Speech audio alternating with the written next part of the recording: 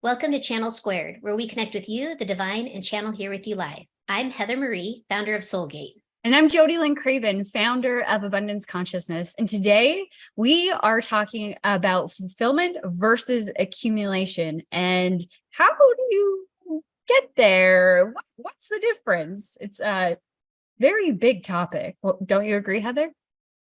Absolutely. I mean, if you define fulfillment, you define accumulation, it is really quite contrary, perhaps, to one another.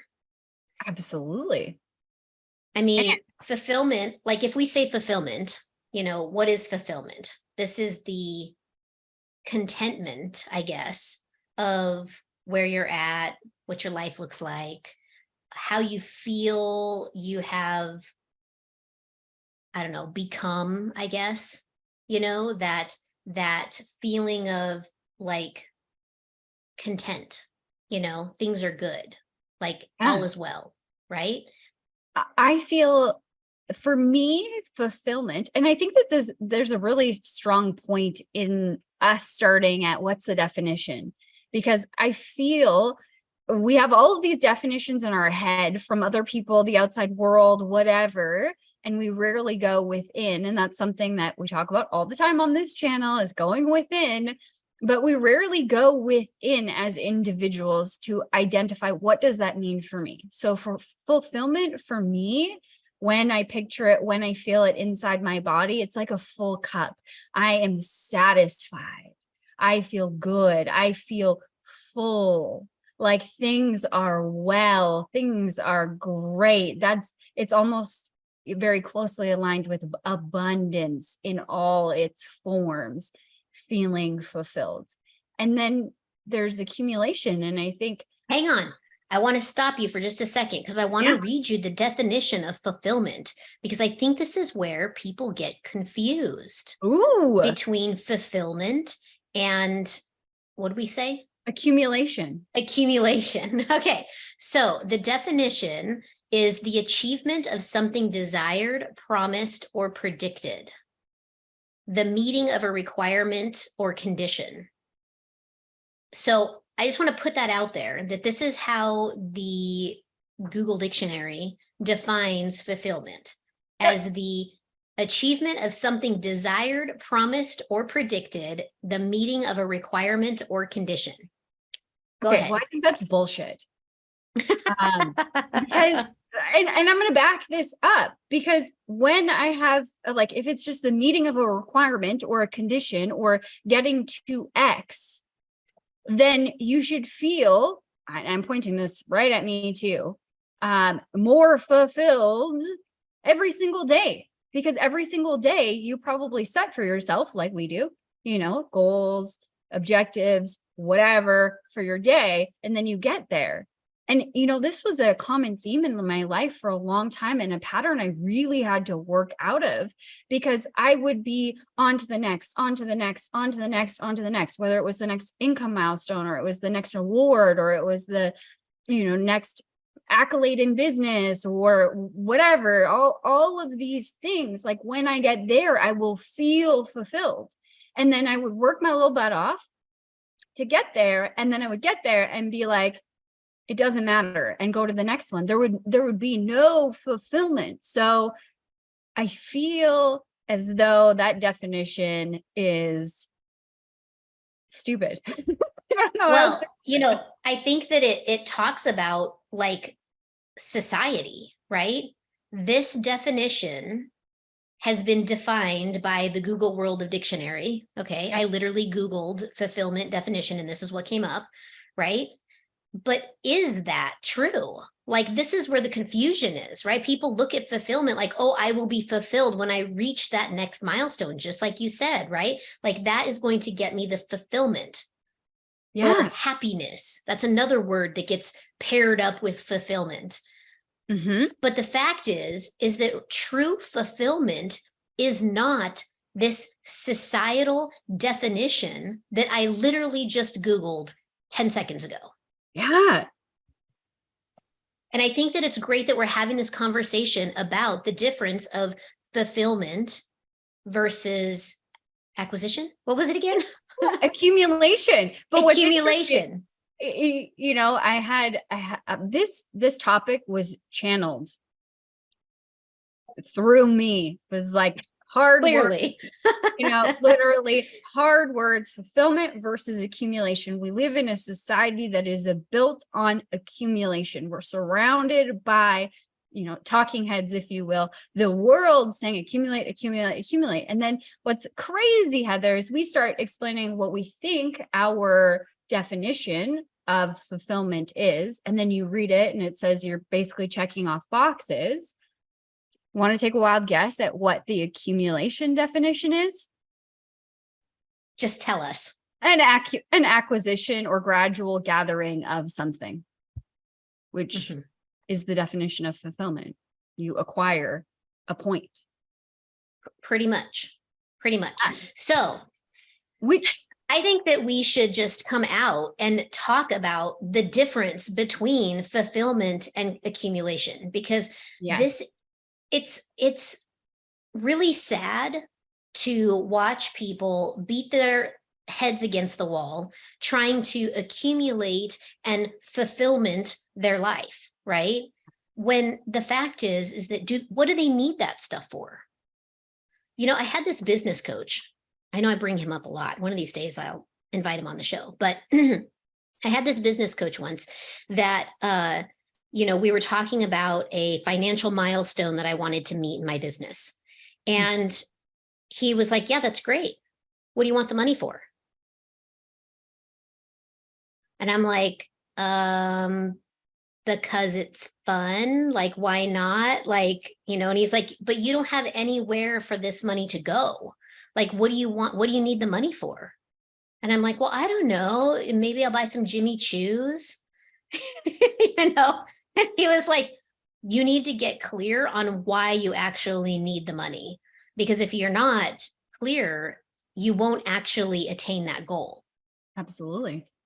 And so in this pursuit of massive wealth, I was in that same mindset of when I get to this place, I will have it all. I will be fulfilled. I will have my yacht. I'll have my plane. I'll have my sexy boy toy and my mansion on the cliff overlooking the ocean. I'm going to have all that. It's going to be mine. And then I will have it all and I will be fulfilled. Yeah. I will feel full. I will feel good. I will feel happy. And that is the distortion that we have at play in our society today, is that the things outside of ourselves will give us or bring about that feeling. And I immediately go back to Maslow's hierarchy of needs. You know, you have the bottom level, which is the physical, the air, the water, shelter, you know, whatever, right? Or air, water. And then we have the next step above that. So with Maslow, his entire teaching was that until you have this baseline, you can't get to the next spot. You can't get to the next spot. You can't get to the next spot, right? So you need your physiological needs taken care of. That's the base layer. And then there's safety needs. So personal security, employment, resources, that's the money piece, having some money, all of that. And then you continue up. And this is ascension, essentially, love and belonging. And that's the family, the intimacy, the sense of belonging within a community. And then going up again is esteem. So respect, self-esteem, recognition, and then self-actualization, which is the desire to become the most that one can be. The reality is that this definition of fulfillment that you read off is stuck in these lower levels of ascension. It doesn't matter how many things you accumulate, that's not going to give you the esteem, the love piece, the esteem piece, or the self-actualization, because it's outside of you. One of the things, you're so right about that. One of the things that is coming up, like as we're talking about this, is when somebody transfers from these low vibrational place, right? The money, the cars, the whatever, into wanting that love and community and esteem, right? When they trade one out for the other. It's like, oh, I can't have all of that if I'm going to have this. I see so many times very wealthy people who are completely miserable because they never get past that point, right? They've got all of the material things, but they don't have the love, they don't have the family, they don't have the community. You know, everybody only wants them because they want something from them. Mm-hmm. And it's interesting because, you know, I was flirting with that type of experience in my own life. You know, I was making a lot of money and I looked around at the people around me, and the people that I had around me, they wanted something from me. They weren't necessarily there contributing in any way other than to teach me the lesson of self-worth, right? Which was very important for my ascension. Yes.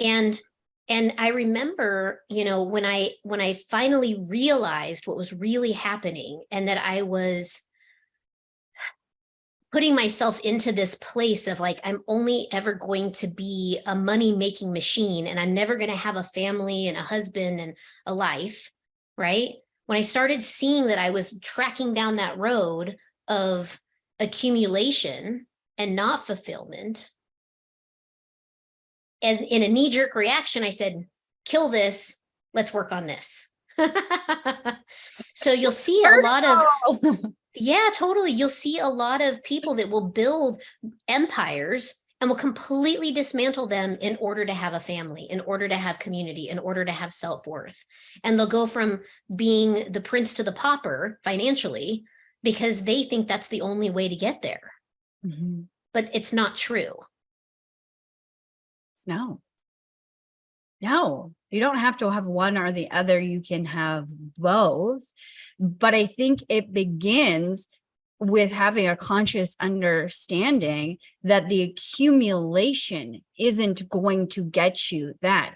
You can still accumulate and have things and whatever, and start carving out some time to feel more fulfilled, community, partnership, whatever that looks like, going within.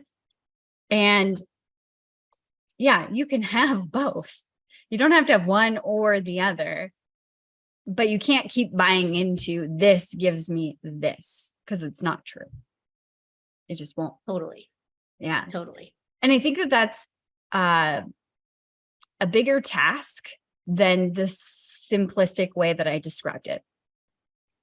Because our society is built on accumulation. Like the definition that you Google of fulfillment is accumulation. We are brought up. It's ingrained in us at a very young age. You need to go to school. You need to get a good job. You need to work really hard. You need to have these things. There's a guy that lives on my husband's street of where he lived when he grew up. And he's got like a sign that says, the one who accumulates the most toys wins.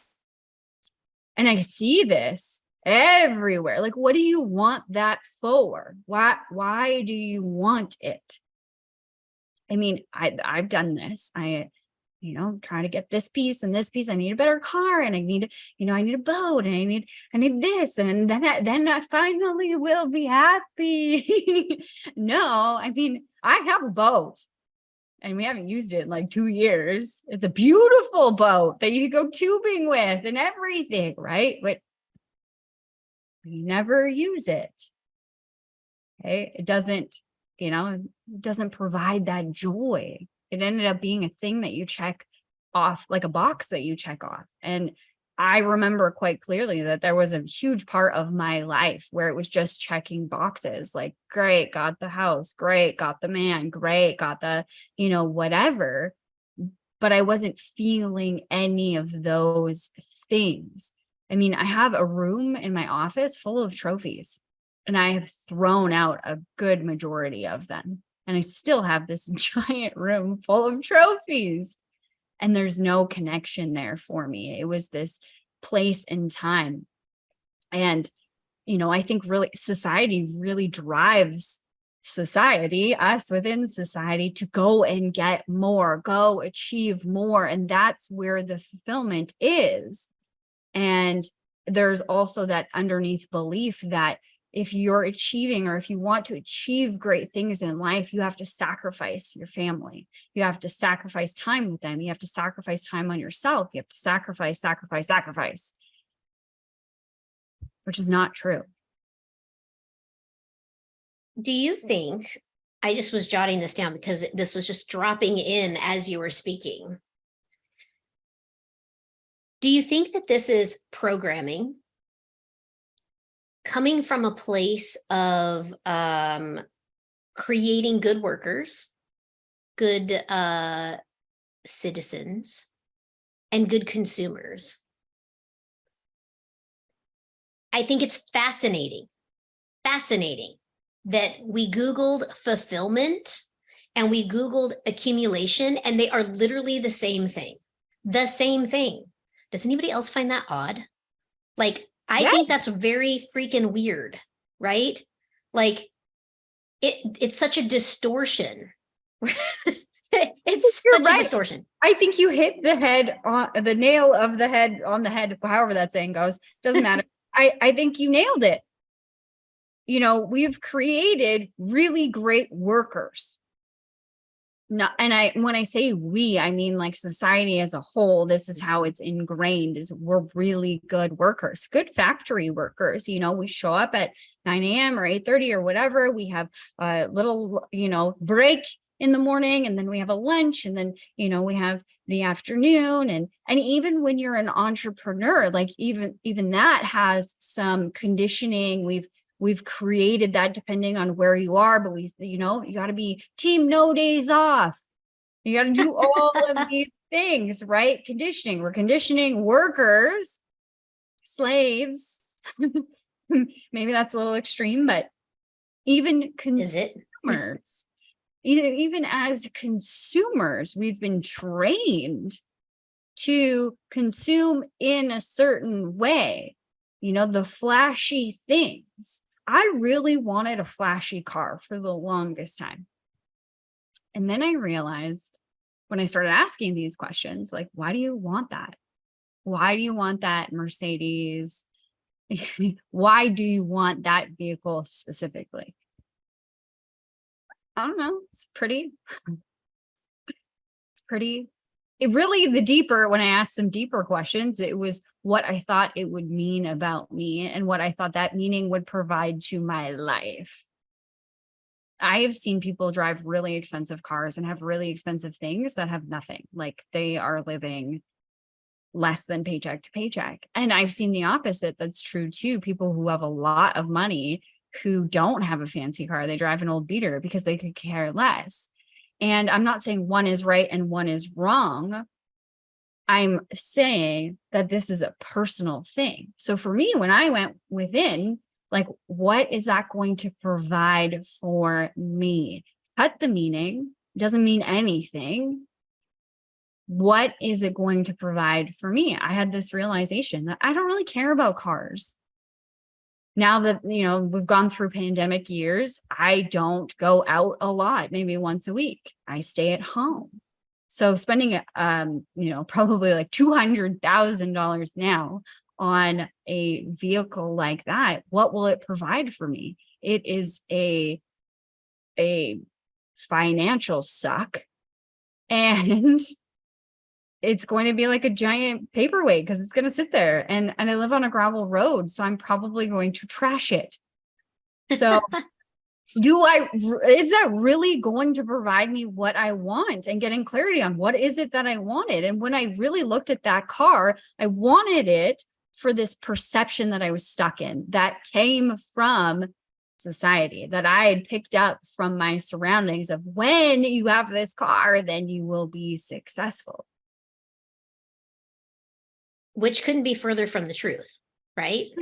I mean, you're successful with or without the car.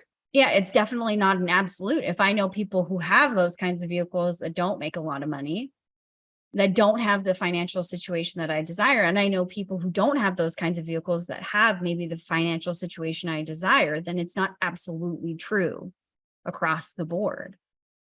And 100%. It begs another question. How often are we looking? How often am I looking outside of myself for somebody to tell me what is true about me? That is a great question.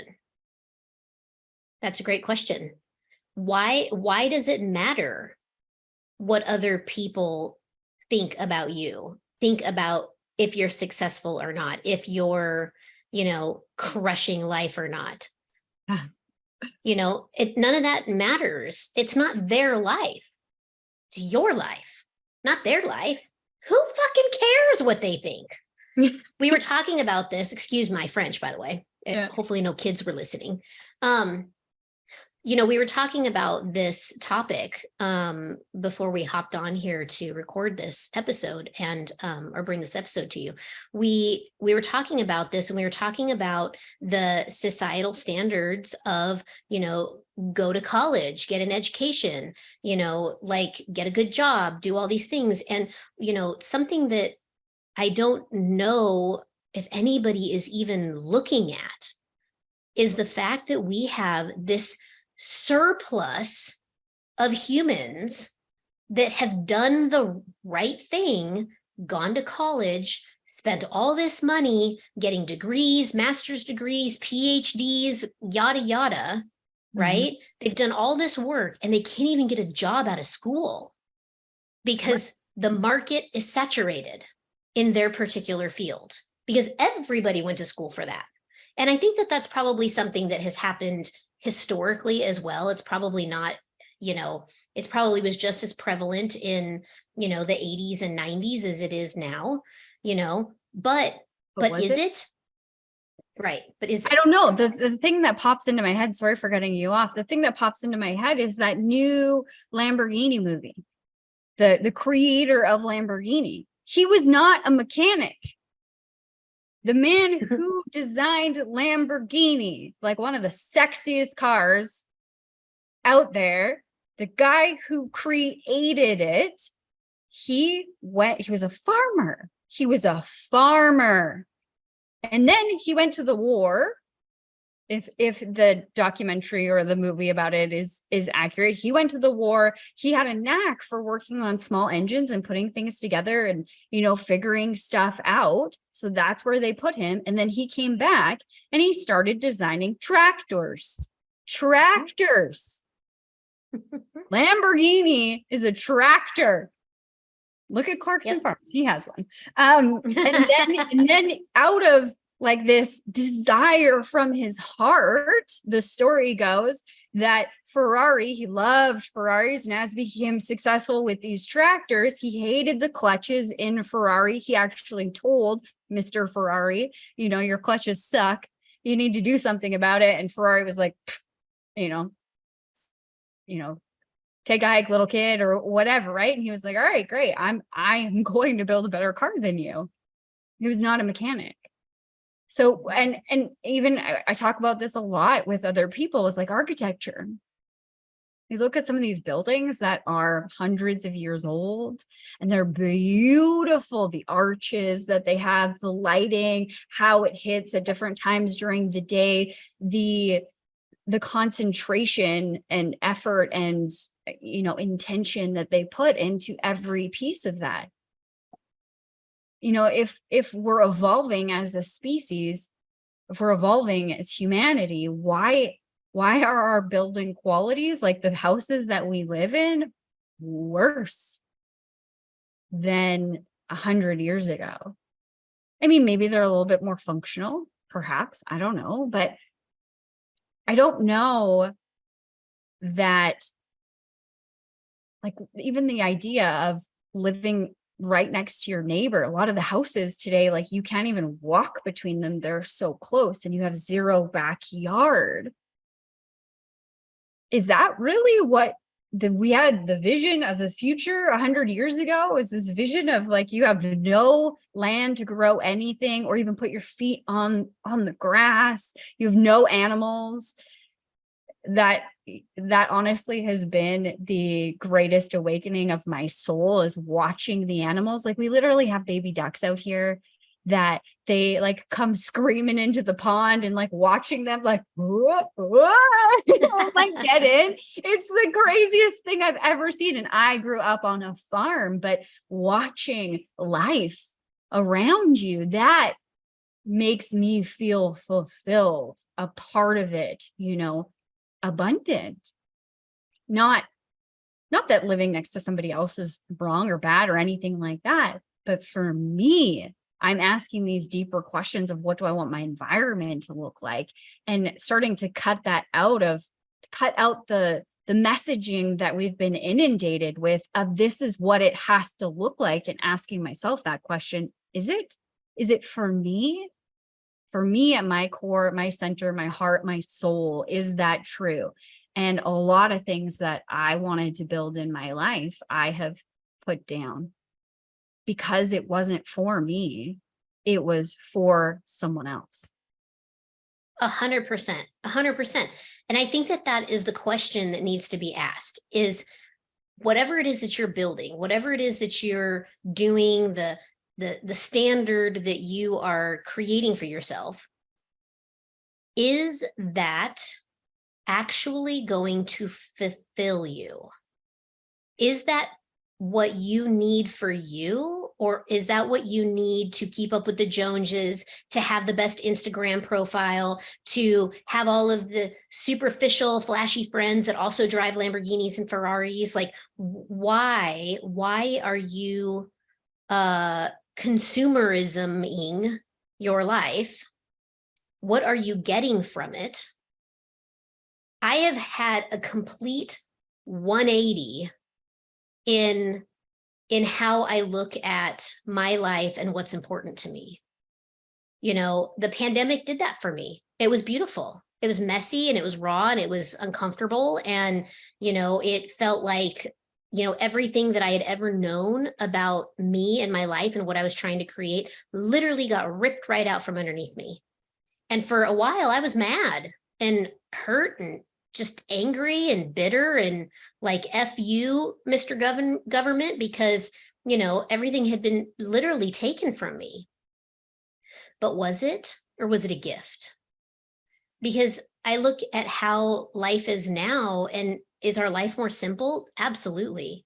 And I totally dig it. I feel my life now is richer. Mm-hmm. It's a richer experience the way that I live versus the accumulation life that I was living before. Mm-hmm.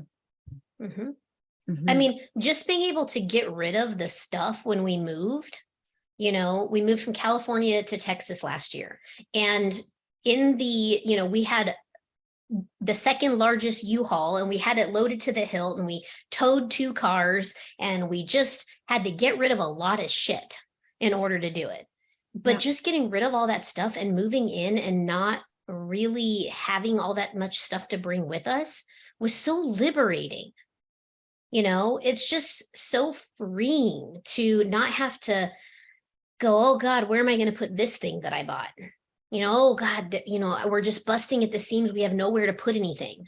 Mm-hmm. You know, we live in a small house comparatively in Texas.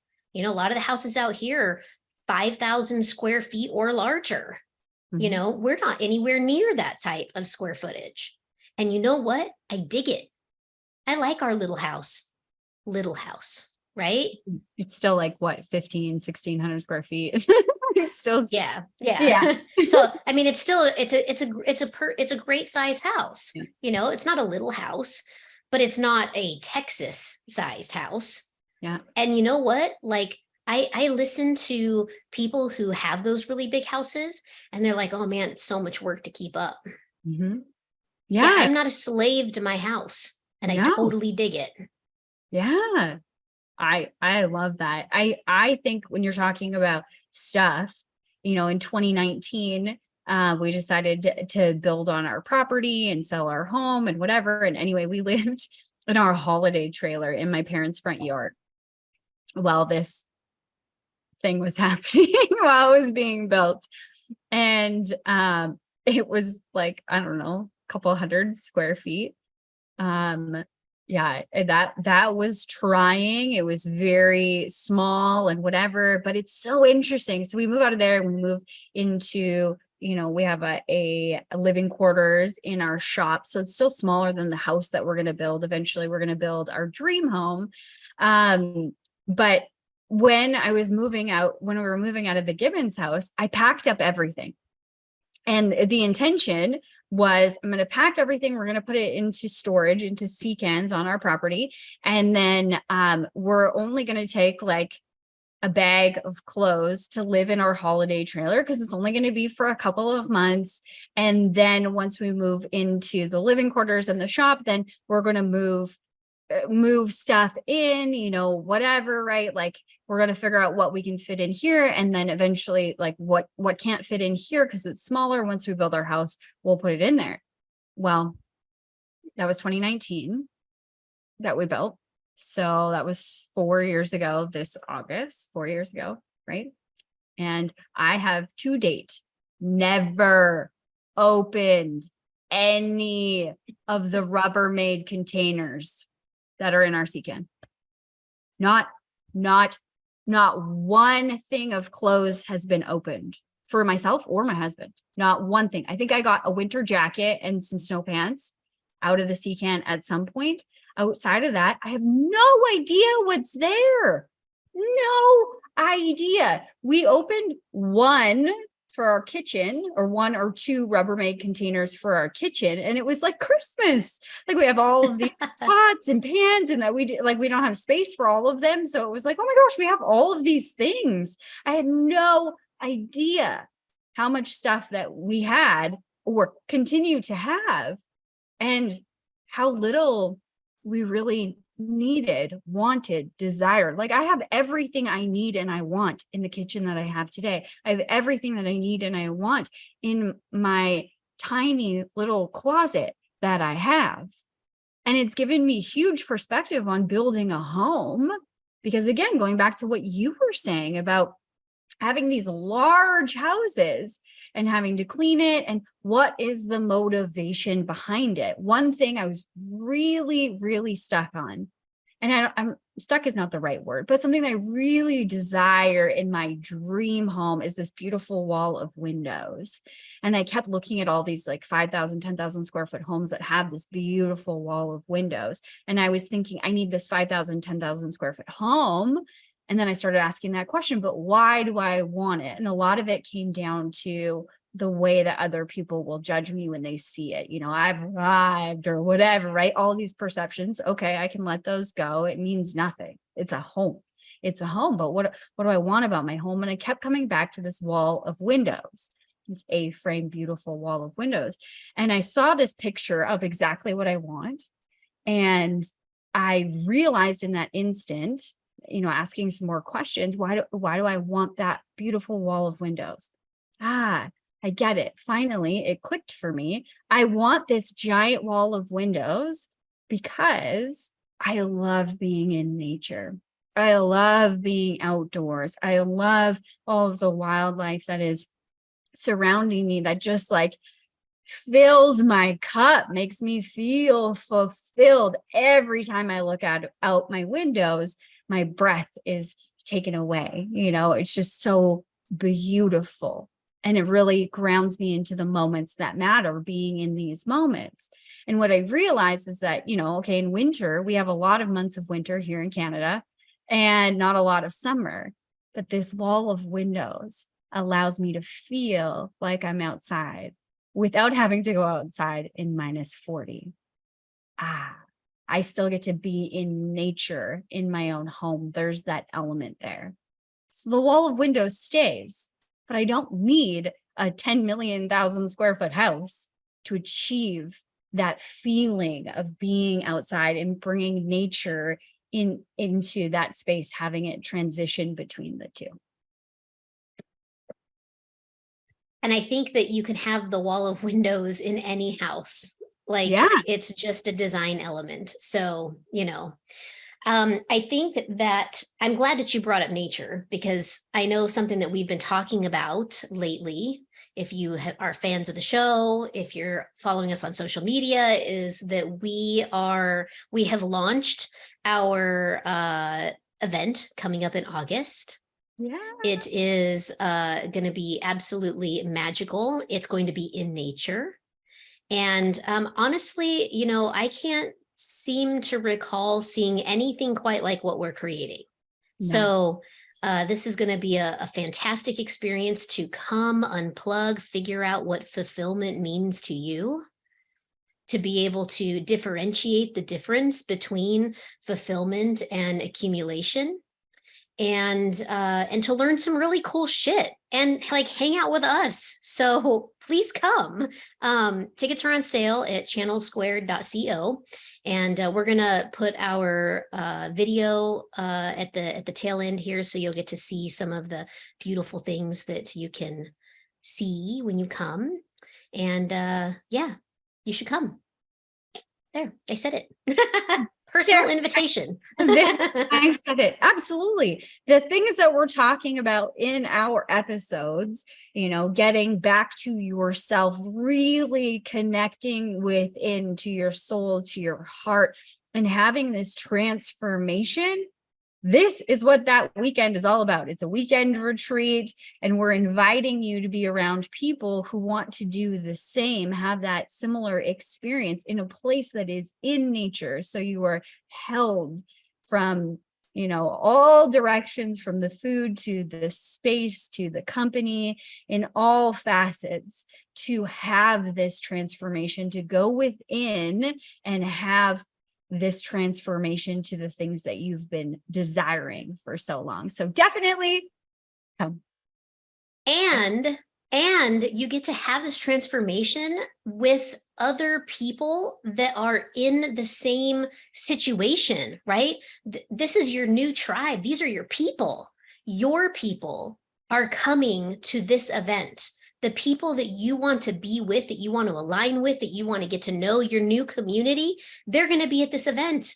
So if you're on the hunt for a new tribe, this is the place to come find them, because this is who's coming. And I also would like to say that if you're American and you're not coming to this, it's ridiculous. You're crazy. You're crazy, because it is a steal for you. Like, financially, talking about accumulation and fulfillment, this is such a steal. All of the pricing is in Canadian. So, if you're American, this is your opportunity, because if we host it in America, it's going to be an American next time. So take advantage. Yep. Take advantage of that exchange. Amazing. Well, thank you so much for watching today. I hope that we gave you some good questions to reflect on your life and the way that you are being. And stay tuned for so much more juicy details. We'll be back next week. Bye, everybody. Bye.